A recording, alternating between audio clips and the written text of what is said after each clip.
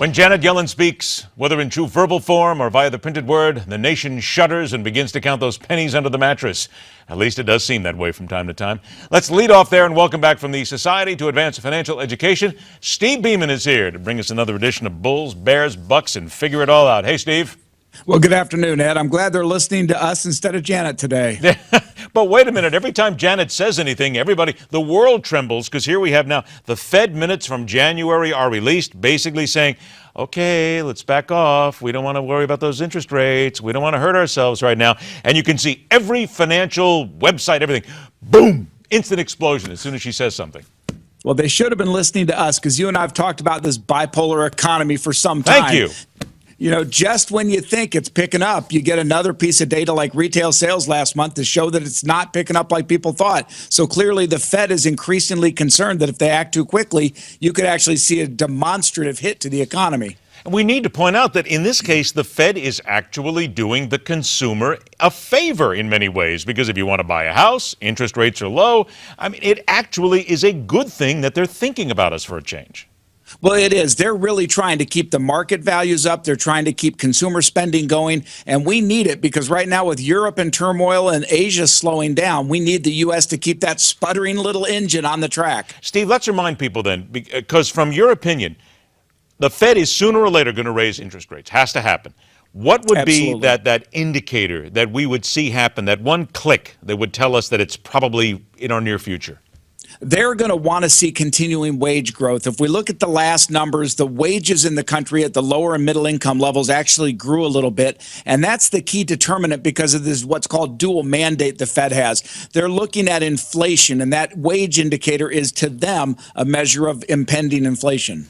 All right, now let's talk about money and having to spend your money. This is interesting. Google is going to launch a YouTube paid music service, which kind of flies in the face of where the internet has been for so many years. You go on YouTube right now, you can watch any music video for free, but now you're going to have to pay for it. It's $8 a month. I think that's a pretty dicey move.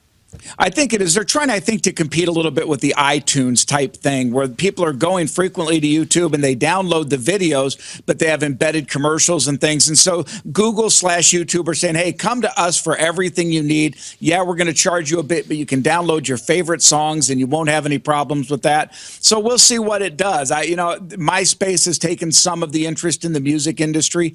I think they're trying to stay on top of it. Lord knows Google's trying to get us everywhere else. Always trying to stay on top of the ways to make money. Let's go ahead and make that very clear. Here's another way to make money and spend money. Samsung has bought a startup to compete with Apple Pay, and it seems like we're really starting to see a little, it's very slow, but we're seeing some growth in Apple Pay as potentially really the wave of the future. We are, and this ties into the whole smart card technology where the old days of carrying 5 credit cards is really going to be passé very quickly. Apple Pay, together with Samsung's new move and these smart cards, will have it to the point when you go to your local grocery store and check out, you're just going to wave your phone over it and be done with it. It does simplify things. I think it's a technology we can't avoid. It gets into these cryptocurrencies like Bitcoin and how that will all process too.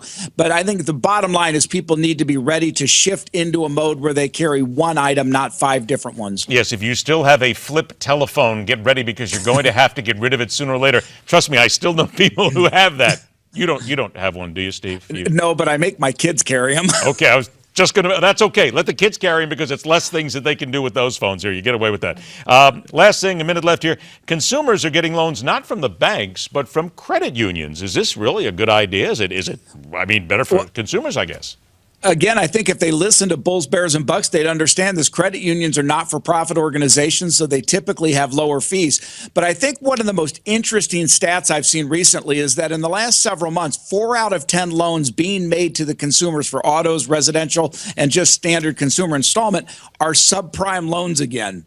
So we're moving back into that world of the subprime thing, and I'm anxious to see with these rates this low, it incentivizes everyone to borrow. So we'll see what happens with it. It once again tells people, I think, just to make this point forward here, you don't necessarily always have to go to a bank. There are other places to get your money, and that means, again, a little research by the consumer, correct? Absolutely. And if people would just be as concerned about their money as they are with their Netflix account, I think we'd start to see a lot more prosperity in the nation. But yeah, that's another good reason for your program, for what we're trying to do. If people understand credit unions are not for profit, they can give you most of the same services without the fees. It's not a bad option. Steve, don't mess with my Netflix. House of Cards is coming up in a couple of weeks, all right? Don't mess with that. That's the one thing that I got to buy it for, just to see that. Steve Beaman, the Society to Advance Financial Education. Always a pleasure, my friend. We'll talk to you again real soon. Thanks, Ed. All right, take care. Still ahead on this edition of MidPoint, proof there are still some pretty good people in the world at a time when we need a little something to counter all the madness. Coming up next, we question